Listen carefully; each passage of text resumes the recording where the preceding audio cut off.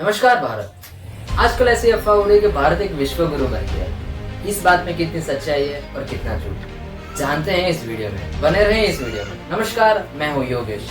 शुरू करता हूँ आज की वीडियो।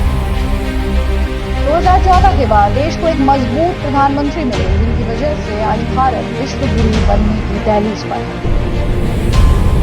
विश्व गुरु भारत अब अपना रास्ता खुद बनाने में यकीन रखता है।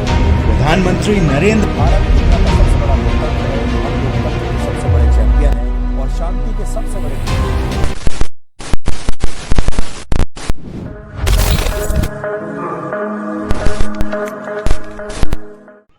आज के वीडियो का यह पहला मुद्दा है कि press freedom index. Press freedom index क्या होता है? प्रेस फ्रीडम इंडेक्स यानी कि देश की प्रेस यानी कि मीडिया।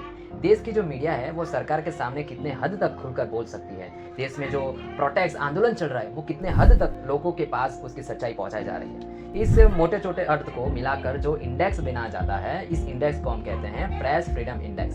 प्रेस फ्रीडम इंडेक्स का उपयोग कहाँ होता है? इसका उपयोग जो है एक देश के दूसरे देशों की तुलना करने में इसका मदद रूप होता है। तो डेमोक्रेटिक कंट्री में ऐसा होता है। डेमोक्रेटिक कंट्री में प्रेस एक महत्वपूर्ण भूमिका बदलती है। प्रेस जो होती है सरकार को बैलेंस और चेक में रखती है और डेमोक्रेटिक कंट्री में प्रेस जो है वो चौथा पिलर गना जाता है। तो चलिए जानते हैं कि भारत जो है वो इस प्रेस फ्रीडम इंडेक्स में किस स्थान पर है। आप इस इमेज में भी देख सकते हैं कि भारत 2011 के बीच 2011 से 2023 के बीच में भारत का जो प्रेस फ्रीडम इंडेक्स जो है वो गिरता हुआ दिख रहा है। आप देख सकते हैं कि प्रेस का जो खुलेआम बोलना सरकार के सामने वो कितना गिरता हुआ आपको दिख रहा होगा। तो बाकी आप समझदार हैं कि यहाँ पर क्या चल रहा है। आज के वीडियो का दूसरा मुद्दा है कि वर्ल्ड करप्शन इंडेक्स। तो सबसे पहले समझते हैं कि वर्ल्ड करप्शन इंडेक्स क्या होता है। करप्शन यानी कि रिश्वत।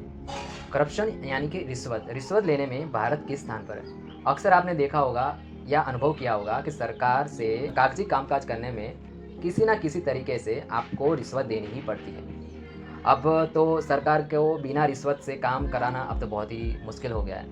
2020 के आंकड़े को ही हम देखते हैं। 2020 के आंकड़ों के अनुसार भारत का जो करप्शन इंडेक्स फंड जो है वो 86 नंबर पर है, 86 नंबर पर है 180 देशों में से।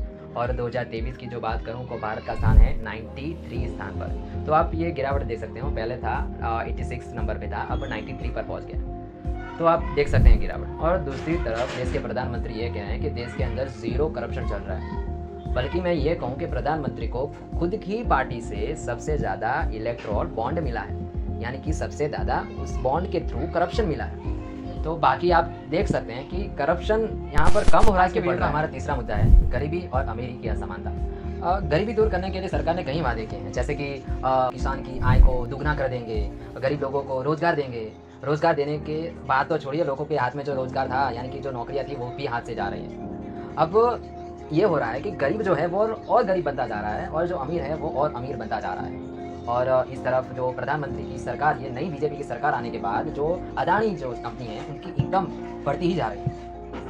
और एक और बात कहूँ कि देश के जो 1% टॉप के 1% जो लोग हैं उनके पास 40% कम देश की संपत्ति है और बाकी रहे 99% उनके पास पसंद की संपत्ति है। तो आप देख सकते हैं कि कहाँ पर 1% है और कहाँ पर 99%।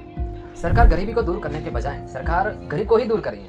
गरीबी दूर करने के बजाय सरकार गरीब को ही दूर कर रही है। और सरकार की जो गरीबी दूर करने की बात तो दूर की है, सरकार जो है वो देश के 80 करोड़ लोगों को फ्री में राशन दे रही है। और दूसरी तरफ सरकार ये कह रही है कि देश में तो गरीबी पहले के मुकाबले अभी कम हो गई है। अभी देश में गरीबी तो बहुत ही कम हो गई है। क्या इस तरह हमारा देश गरीबी से मुक्त होगा, गरीबी से आज़ाद होगा? आपका क्या कहना है इस बात? आज के वीडियो का हमारा चौथा मुद्दा है ड्रेन ऑफ ब्रेन। सबसे पहले समझते हैं कि ड्रेन ऑफ ब्रेन होता क्या है। कि देश के अंदर जो स्किलफुल जो लोग हैं, टैलेंटेड जो लोग हैं, वो आज के समय में ये हो रहा है कि वो भारत देश के अंदर रहना नहीं चाहते, वो बाहर के देश में जाकर सेटल हो जाते हैं। ऐसे लोग जो भारत में रहते तो भारत के लिए बहुत ही अच्छा बेनिफिट होता। ऐसे ही लोग देश में इन्वेस्ट करते, देश आगे बढ़ता। लेकिन आज ऐसे ही लोग जो हैं वो देश के अंदर रहना पसंद नहीं करते हैं। 2023 के आंकड़े कि इसमें 87,026 लोग जो हैं वो भारत की नागरिकता छोड़ दी है और उन्होंने ऐसे लोगों ने बाहर की देश की नागरिकता ले ली है। इसमें से 6500 जो लोग हैं वो तो मिलियनर हैं। ऐसे लोग देश के अंदर इन्वेस्ट करते हैं जिसका फ़ायदा होता, लेकिन अब ये लोग बाहर के देश में इन्वेस्ट करेंगे जिससे देश में फ़ायदा नहीं होगा, बाहर के देश को फ़ायदा होगा। और दूसरी तरफ हम बात करें कि भारत के जो स्टूडेंट हैं वो बाहर पढ़ने जाने का आंकड़ा दिन प्रतिदिन बढ़ जा रहा है। और दूसरे देशों की कंपैरिजन में भारत देश का जो ये आंकड़ा है स्टूडेंट का बाहर पढ़ने जाने का, ये सबसे ज़्यादा है। जो भारत एक विश्व गुरु देश होता तो देश के जो स्टूडेंट हैं वो देश के अंदर ही पढ़ते हैं, बाहर नहीं जाते।